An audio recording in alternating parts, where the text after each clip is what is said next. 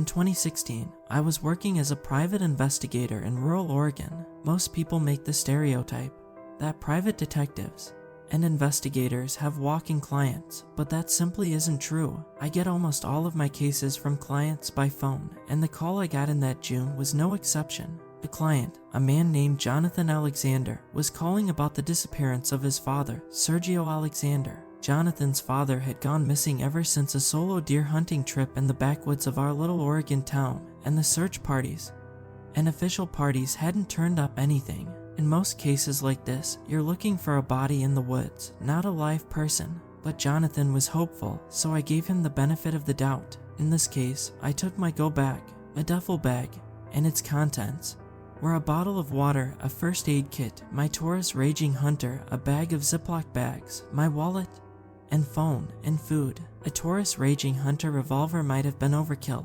but I was planning to go into the woods, and the woods can be a dangerous place. This part of Oregon was stocked full of cougars, mountain lions, bears, wolves, moose, and some others, and almost everyone carried a heavier firearm.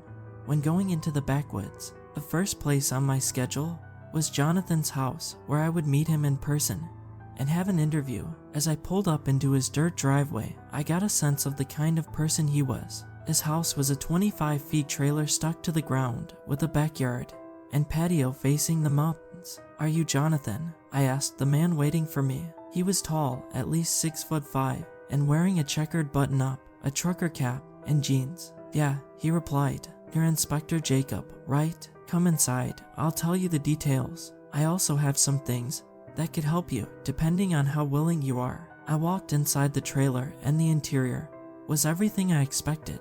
The walls were lined with taxidermied bass and catfish, as well as several mounted deer heads and rifles propped up on display. A dirty kitchen with piles of dishes was one corner, and a small two-person dinner table. Jonathan and I sat down. Jonathan offered me a beer, but I declined. I never drank on a job. I started with the regular questions. Where was he last seen? Who was with him? What happened leading up to the night of the disappearance? John replied, telling the whole story. My dad, Sergio, was a hunter and fisherman. Hunting and fishing was his life. He always had a rifle or a fishing rod. He's in his 60s and was in the military for 7 years, had a few tours in Afghanistan. On that night, he wanted to go solo buck hunting in the evening, so I dropped him off in a dirt road near his favorite spot. He didn't come back for 2 days. This was somewhat normal. He sometimes hunted overnight or just got lost. After a week passed, I got really worried. I could feel that something was wrong. I could feel it in my gut. I called the sheriff, and they organized a search party for 3 nights. They went in every direction, covered all the ground, and you know what? Not a single thing. Not a candy bar, no footsteps leading past his spot, no trail, nothing. After he was declared deceased, I went out myself to search. I know he's still out there, I know it. And where is this dirt road? John marked the road on the GPS on my phone, and I thanked him and left. I had a no-solve, no-pay rule, so I wouldn't get paid unless I actually found Sergio, dead or alive. My next stop was at the sheriff's office, in the middle of my small town. I drove past multiple roadside stores until I reached the parking lot of the sheriff's office. I parked and walked into the place, going up to the front desk, where a tall and skinny deputy was doing paperwork and chewing gum, presumably as a substitute for cigarettes. I told him that I was looking into the disappearance of Sergio Alexander, and he sent me to the sheriff's office. The sheriff, a balding man in his 50s named Clyde, showed a forced smile as I walked inside. A stained American flag was pinned to the wall, along with dozens of missing person posters and wanted posters. "So, Inspector, is this missing guy a friend of yours?" he asked. "No," I replied. "A client wants me to find him. Sergio was the guy's dad." "Well, you're in luck," Clyde replied. "We haven't gotten much criminal activity, so I can show you some of the search party reports." Clyde reached into his desk and pulled out a stack of papers and photos, which I flicked through. One of the photos captured an image showing a trail of footprints, ending abruptly. "And what is this?" I asked. "It's the strangest part of the case. The footprints leading to Sergio's favorite hunting spot just stopped. No trail leading somewhere else, no tire tracks, no ATV tracks, nothing. It's like he just up and vanished into thin air." I sighed. This case was going to be a hard one. What else of interest was there? I asked, looking through the files. Clyde pulled out a satellite image of the woods with a Sharpie written on the spot where Sergio had gone missing. This is the entire area in which we estimate that Sergio could have walked around in the time he was gone, Clyde stated.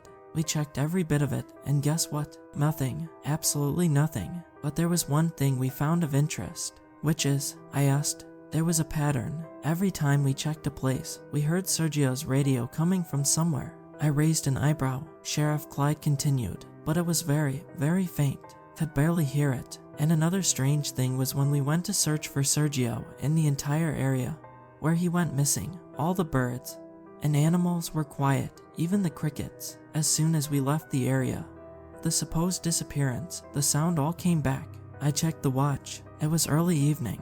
After jotting down all the notes I could gather, I thanked the sheriff and left. My next stop, the woods. By the time I pulled up to the dirt road in my pickup truck, it was well into getting dark. This wasn't the ideal time for me to search through the area and find clues. Every detective knows how important the first 45 hours are. The place was exactly as John had described it. It was extremely rural, just a few miles away from a mountain range, and it was completely silent. The forest should have been alive, with birds chirping, wild turkeys moving about, crickets chirping. But the night was dead. Turning on my headlamp, I found Sergio's footsteps from when he was last seen, and started combing through the area. Just like Clyde and Jonathan had said, the trail abruptly stopped in the middle of the woods. Nothing, no other signs that Sergio was even there. It was as if he just up and vanished. Suddenly, I heard some rustling behind me. It was fully dark by now, and nobody should have been there beside me. The sound came again, except it was now in front of me, but just out of the reach of my headlamp. Who's there? I yelled. Show yourself. I'm armed. For dramatization, I flicked the revolver holster from my Taurus on my belt. Suddenly, something tapped me right on the back. I didn't have time to pull out my gun, and considering that whoever was doing this was probably some drunk guy, I wouldn't need it.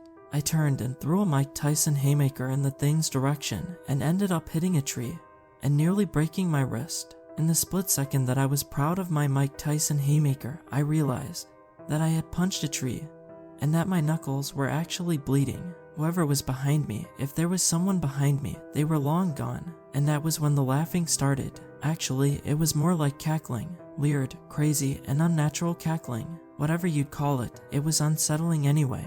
I pulled out my revolver designed to drop bears and fired a deafening shot into the air. The laughing, everything, stopped for a bit, and I almost put my guard down. Then I heard something whisper just an inch away from my ear. It said, "Leave this place." And the next thing I know, I hear the sound of a million running footsteps catching up to me, and I get the hell out. I ran right out of the woods, fast enough to outrun Usain Bolt. Adrenaline is one heck of a drug. I jumped in my pickup truck, turned the engine, and peeled out of there, all in record time.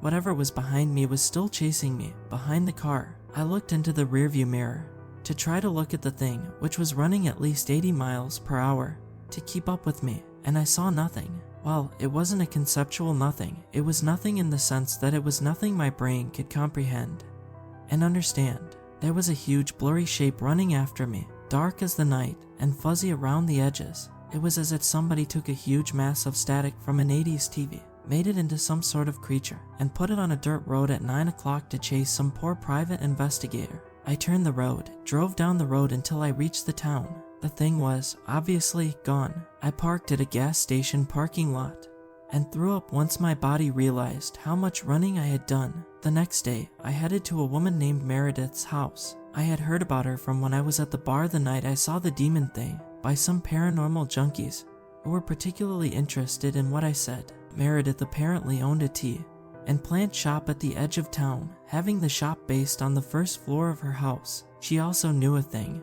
or two about paranormal entities, the occult, monsters, ghouls, and, well, you get the gist. I pulled up into the driveway of her shop and knocked on the door. "We're closed, asshole," somebody yelled. I looked at the store hours taped on the front door. Today was a Friday, and according to her store hours chart, she was, as a matter of fact, open. "You're open, so stop being lazy," I yelled right back.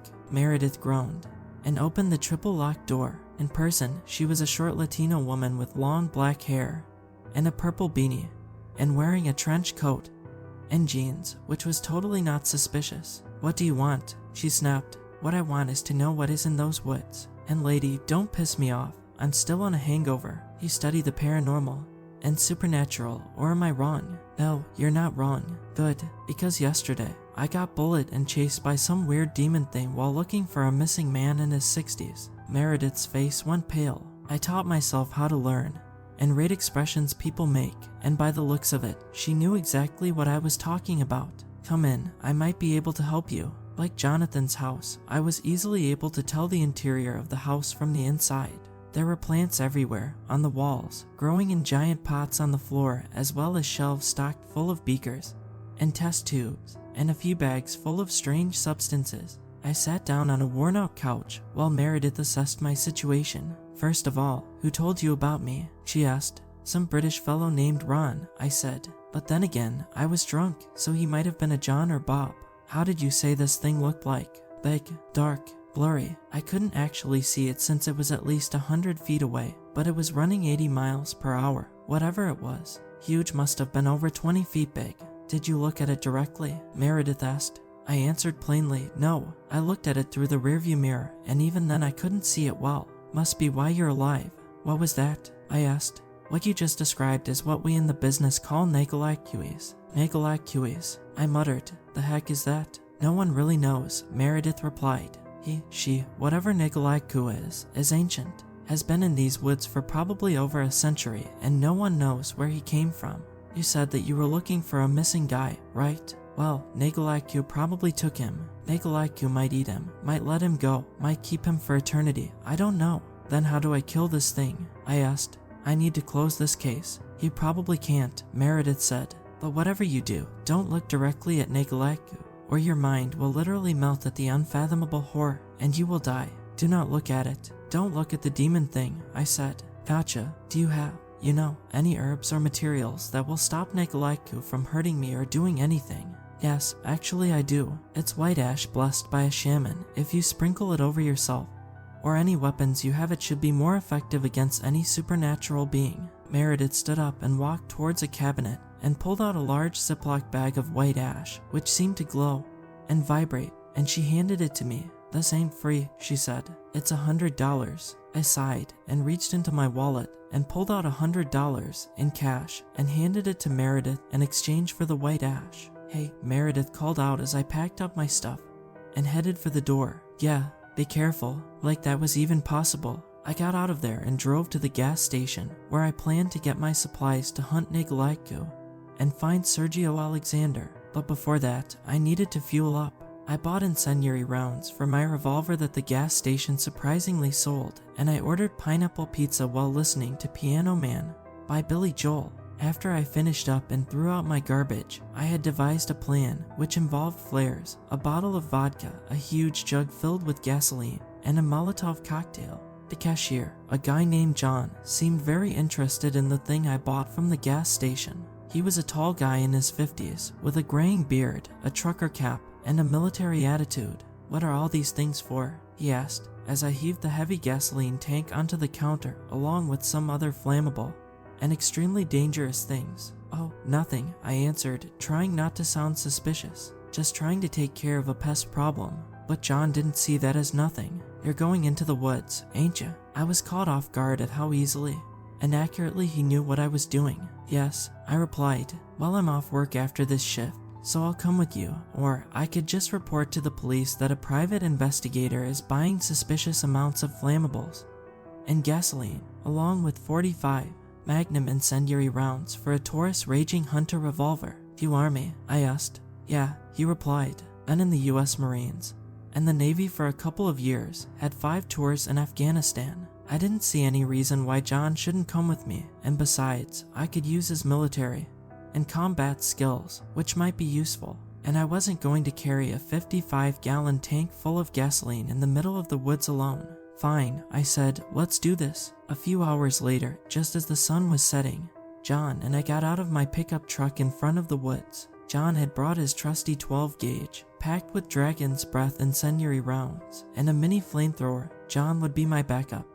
And while I carried the gasoline tank duct taped to an explosive Molotov cocktail, the plan was we would go to the woods, to the spot where I had last been attacked by Saga and wait. Once we heard a sign of him, we would both put on our blindfolds to avoid having our souls sucked out by the unfathomable sight of the eldritch cosmic horror. Ready? John asked. Yeah, I said. Just don't shoot me while you have your blindfold on. We walked into the woods in silence, and after a mile or so, I reached the spot where Sergio was last seen. We sat there and waited an hour or so until all the noise suddenly stopped, and I heard the sound of something massive dragging across the forest floor. Put on your blindfold, I said, putting on mine. We can't risk seeing this thing. John nodded, grinned, and put the blindfold on. Whatever it was sounded massive. It said in a demonic and ancient voice, "Leave this place." John and I fired a shot into the direction of the voice, and although my bullet missed by a mile, the old man's shot was a direct hit. Although I couldn't hear it, I saw the light from the blast of fire, sparks, and flames coming from the barrel of John's shotgun, and it hit the demon monster. The thing screeched, and we moved back a few steps, still blind, and without warning, the ground opened beneath us. What the hell? John and I fell into the cavern beneath us. 6 feet. You okay? I asked. Never been better. John replied. What is this place? I lifted my blindfold and looked around to see that we had fallen into a subterranean tunnel that led deeper into the earth.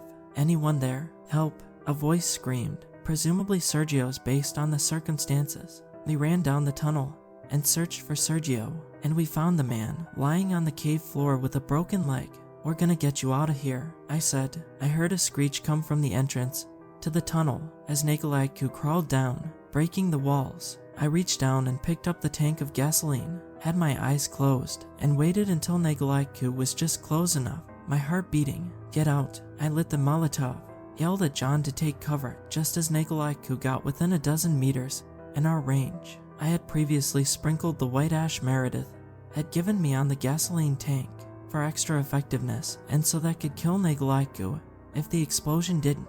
Nagalagku was only a few meters away from us. I lit the gasoline bomb and threw it, and as it exploded, I grinned. Gotcha, asshole. So the funny thing is, a group of redneck hunters found us later. They had apparently found the hole and the explosion crater and investigated. John and I had suffered some mild burns from the enormous gasoline explosion, but the missing guy, Sergio, came out harmless besides the broken leg he already had before. The redneck family dragged us all the way to their pickup truck, then drove us to the hospital where we both got treated for our injuries. Sergio was found and reunited after a long disappearance, and Jonathan paid me in the thousands with the money I didn't expect him to have.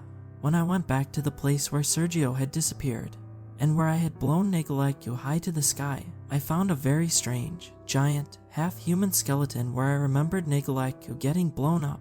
Sergio Alexander was found, and I had killed one of the things that went bump in the night. Case closed. Don't screw with the woods, kids.